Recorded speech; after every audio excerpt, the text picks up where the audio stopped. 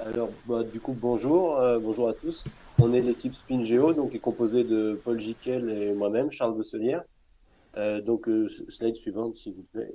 Donc, on représente l'entreprise SpinGeo, qui se trouve à Changé-les-Laval, hébergée dans les locaux de l'entreprise Axis Électronique. Slide suivante. En gros, l'entreprise SpinGeo a été créée fin février 2020 par Monsieur Christophe Ardouin, ancien responsable du bureau d'études de l'entreprise Axis Électronique. Nos principales fonctions, c'est donc le développement hardware, software de produits, l'assistance technique, l'expertise, le prototypage et les preuves de concept. Vous pouvez voir un peu ici, un peu sur ce schéma, toutes les fonctions, tout ce qu'on fait dans un projet, en gros, pour un client. Je vais laisser Paul faire la suite. Du coup, d'abord, on a essayé de modéliser les mouvements de souris. Donc, on a essayé de faire avec de deep learning, ça n'a pas trop bien marché. Du coup, on a utilisé un logiciel qui s'appelle PyClick, qui simule des mouvements de souris à l'aide de courbes de Bézier, en ajoutant une vitesse aléatoire et une légère déviation. On a obtenu des très bons résultats avec ça. Du coup, slide suivante. Ensuite, on a essayé de détecter les icônes euh, dans les, dans les images. Du coup, pour ça, comme on n'avait pas de données, on a généré des données en collant des icônes sur des images aléatoirement. Et du coup, avec ça, on a obtenu des très bons résultats, comme on peut voir à droite. Slide suivante. Ensuite, on a fait la même chose pour détecter les croix des fermetures des fenêtres. Et là, on a obtenu des moins bons résultats. Et c'est parce qu'on avait. Le problème, c'est qu'on ne détectait pas les positions des fenêtres. Slide suivante. Euh, ouais, pour la détection et la reconnaissance du texte, slide suivante, on a décidé d'utiliser l'outil Tesseract OCR parce qu'il permettait de faire de la détection et de la compréhension, enfin, de l'interprétation du texte. Mais du coup, tel quel, il marchait pas super. Et là, on peut voir, par exemple, sur le bandeau de la barre d'un système Debian-like, les résultats étaient vraiment pas tip-top. Alors, on a décidé, donc, au slide suivante, d'entraîner des polices sur lesquelles il avait plus de difficultés. Justement, les polices qu'on peut trouver dans les architectures Debian. Slide suivante, et on peut voir qu'on a obtenu des résultats un peu plus encourageants, mais c'était toujours pas ça.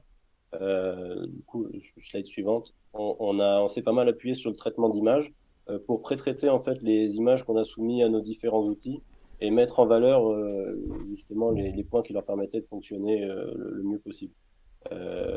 Slide suivante, on a utilisé du coup pour pré-mâcher le travail à Tesseract, en fait, on a utilisé EAST, qui est un Deep Neuronal Network, qui permet de faire de la détection de box qui contiennent du texte dans une image. Slide suivante. Et du coup, la solution qu'on a adoptée, donc, c'est d'entraîner Tesseract sur les polices où il avait des difficultés, d'utiliser le modèle proposé par Google plutôt que le modèle utilisé par Tesseract de base, puisqu'il était un peu moins bien, et de configurer Tesseract, du coup, pour ne reconnaître qu'un seul mot au centre d'une image, puisque c'est ce que retourne le réseau de neurones EAST. Donc ensuite, on a fait du pré-traitement d'image en mettant en avant le texte sur le screenshot global de l'image renvoyée par le client VNC. Sur cette image pré-traitée, on a fait de la détection de box en utilisant EAST. Et ça nous a donné donc plein de petites sous-images croppées qu'on a traitées à nouveau chacune indépendamment pour optimiser les contours du texte et ensuite lancer le Tesseract donc dans la configuration qu'on a décrit juste avant dessus. Et donc on peut voir sur la slide suivante euh, l'exemple d'une image. Donc Corbeil, c'était un des mots les plus compliqués sur l'image parce qu'il était blanc sur fond blanc. Et bam, ça fonctionne, si je puis dire. Et, euh, et du coup, Paul, je te laisse la main. Euh, Slide suivante. Oui, du coup, ce qui nous manquait sur nos outils, c'était la détection des symboles des applications pour une meilleure navigation et surtout la détection des changements dans l'image pour savoir si une action souhaitée a bien été réalisée et pour repérer la position d'une fenêtre ouverte. Voilà. Merci pour votre attention. Merci. Alors, est-ce qu'il y a des questions à poser à Charles et Paul? Pardon, Ah oui, j'avais une question. vas-y Olivier. C'était la reconnaissance, les algos que vous avez utilisés, vous en êtes satisfait au final? C'était une reconnaissance qui a été concluante? Pour le texte, Pour les icônes et le texte, ouais. pour ouais, pour les icônes, on a fait par patch du coup dans l'image. On a découpé l'image en patch et après on a donné ça à notre réseau de neurones. Et c'était un réseau de Google, je crois, TensorFlow, un réseau récent D'accord. qu'on a utilisé. Et pour la finale, il y avait une nouvelle VM, et du coup, vous avez réussi.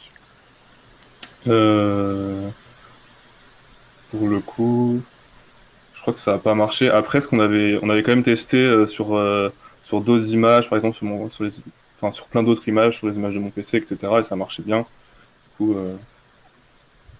je pense que c'est quand même pas mal généralisable. D'accord.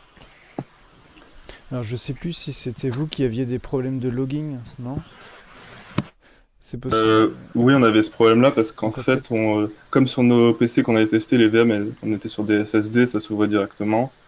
Là, et, et du coup, notre détection d'image se lançait trop tôt. La capture d'écran, elle se lançait sur une image noire. Du coup, ça posait un problème. ouais, donc il y a eu une latence qui a fait que bah, ça a nuit à votre prestation, parce que du coup il y a plusieurs VM où vous avez absolument rien fait, quoi. Ouais, ça. Ok. Alors bah, moi j'ai une question, c'est que bah, pourquoi vous avez, enfin, qu'est-ce que ça vous a apporté en fait de participer au challenge et est-ce que vous avez des perspectives pour réutiliser vos travaux pour la suite? Pour la réutilisation des travaux, ouais, on est quand même assez content même s'il demande ouais, un peu de puissance de calcul, genre on est assez content des algos qu'on a pu fournir. Je pense qu'on pourra les réutiliser dans des projets, à SpinGeo en tout cas, peut-être pour le texte ou quoi, ou même pour les icônes. Et pour l'apport du projet, bah, je ne saurais pas trop dire. Enfin, ça nous a beaucoup plu de participer. Après, c'est vrai on s'y est peut-être mis un peu tard, on a pas mal manqué de temps, du coup, on était un peu la tête dans le guidon dessus. Mais c'était vraiment super sympa. Enfin, on a découvert pas mal de techno, c'était cool. Ok, bah merci.